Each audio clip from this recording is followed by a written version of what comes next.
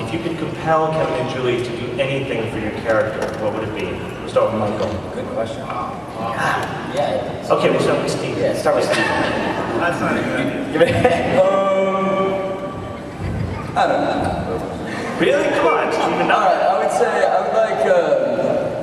I would like Jimmy to become more involved with fighting, some sort of, have a little more edge to him, kind of fight back a little more. Part of Jeremy's journey is growing up from a troubled kid, a troubled little boy, little folded over on himself emo kid to becoming a man, and losing the love of your life once and then maybe twice, and trying to figure out where you fit in the world and who you're supposed to be, no matter what happens to you, no matter what you turn into or don't turn into. That's part of the journey. Yeah. really simple, huh? Yeah. Matt? Well, I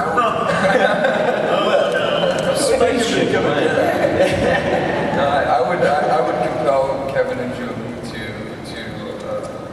allow Alaric and Jenna to have filthy, dirty sex.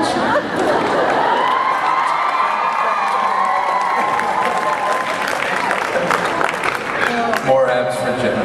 More abs for Jenna. And Paul? I think Stefan should join a traveling circus. And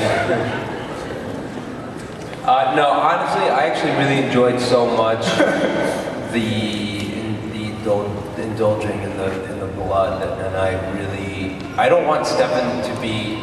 I guess I don't want Stefan to be as confused, and I want him to make decisions to indulge in blood and to take part in some sort of maniacal, malicious activity once in a while just to fulfill that vampire need.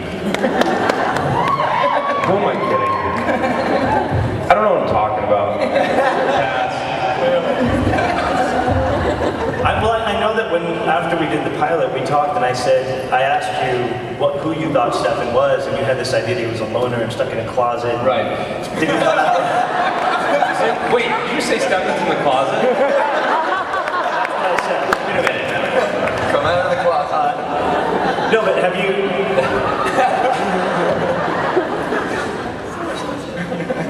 Come out of the closet. All right, good. There's our glider boy. No, you imagine ruining. Has that changed for you? It has. What did you say? Kevin said, Marcos, thanks for ruining the big twist. We're having too much fun. No, it has changed. I think that, honestly, actually, this just occurred to me. I would love to do a flashback of Stefan, and I'm not even kidding, in the 1980s or something, dancing to some really bad 80s music. With Lexi? With Lexi, yeah. Yeah, that'd be cool. And just having fun. Yeah. Nina? Right. Better I think it was Bon Jovi. We've discussed that. It could be cool. Nina, we're waiting for you. I would like to see Elena take on Catherine. Like there would be a fight. No, Elena's gone a long way. I think what Paul was trying to say about his character is just that I'm trying to say it so well. is that they're not one-dimensional characters, and that's what we all really love about our characters in our show, is that they've got a lot of depth, and they have a large, long journey, and they have hardship, and they change, and Elena started off as a troubled girl who lost her family and didn't know what was going on, and now she's evolved into this strong. What's going on? You said large and long. Yeah, Boys at the light of the table. Started chuckling like Beavis and Butthead. You know what's ironic about this entire thing is that there's literally a sign, please be aware that many members of your audience may be under 18 years Under of 18 age. years of age. We're like, Filthy sex with Aunt Jenna right here. Well, yes. All right, Ian, you? I was going to go with what Paul said about having flashbacks when you see these really cool sides of them. What sort of have gotten them, the evolution of them getting to where they are, with seeing Damon, front and center at a Rolling Stones concert, 69 or something. But really, I think that with a mullet. But I really think that that Damon should. I would compel Julie and Kevin to give Damon Stefan's bedroom because there's a lot of action that goes on. It's such a badass. It's a dope bedroom. All right, and last one, Michael. One, I would want Tyler to, script-wise, be there for maybe at least a page and a half rather than length of a page. And then, I'm making demands out here.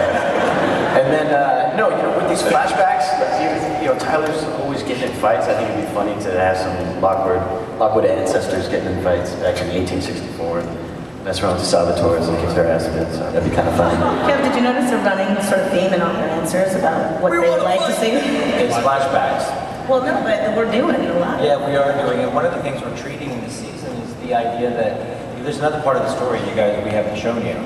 And we start in 1864 in some of our flashbacks, and we show you the other side of the story and what went down, and some of Catherine's story and what her participation was back then. And it's going to be, I think that's sort of chapter 2, but it's also sort of the other side. Are we going to see any of what Catherine's been up to in the last 145 years? Well, that's sort of the mystery. It's like, where has she been? What has she been up to? Why has she come home?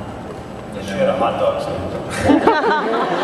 All right, you know what? We only have about 15 minutes left, so let's open it up to some audience questions. Great. I think we have some out there. Hi. Hey. So, my question is specifically for the writers, but the actors as well. Where do you guys draw your lines? Because there's such complexity in your characters, and that's obviously a theme. Where do you draw the line in making someone too good or too bad? Like, what's the criteria or the time, I guess the frame of mind behind it? We like to think that people who are coming in and wreaking havoc and doing lots and lots of bad things are doing it with their own purpose and their own belief in what they're doing. And so coloring somebody evil and good, it doesn't really apply because when you're up to your worst, your intentions might be coming from what you perceive to be a good place. Everything Damon did was led by love and then, being naughty now and then. So we like to think that the darker a character goes, the more we'll get a window into where they have light, and the opposite is true of that as well. Next. Well put, Julie. Nina, between the characters of the Salvatore brothers, which one do you think is more attractive and why? And why? Just a simple answer, but why? They're both very attractive for different reasons.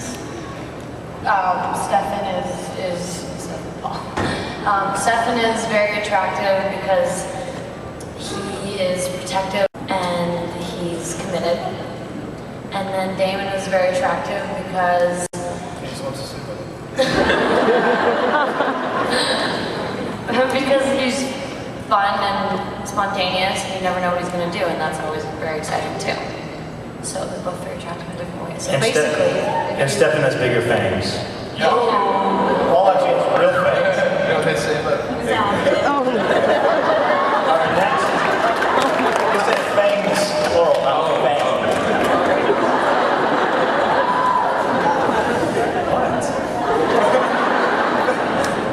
Take two.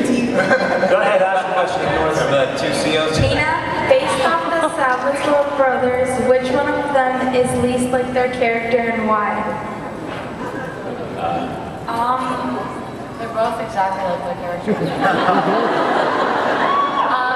Paul's a lot funnier in person.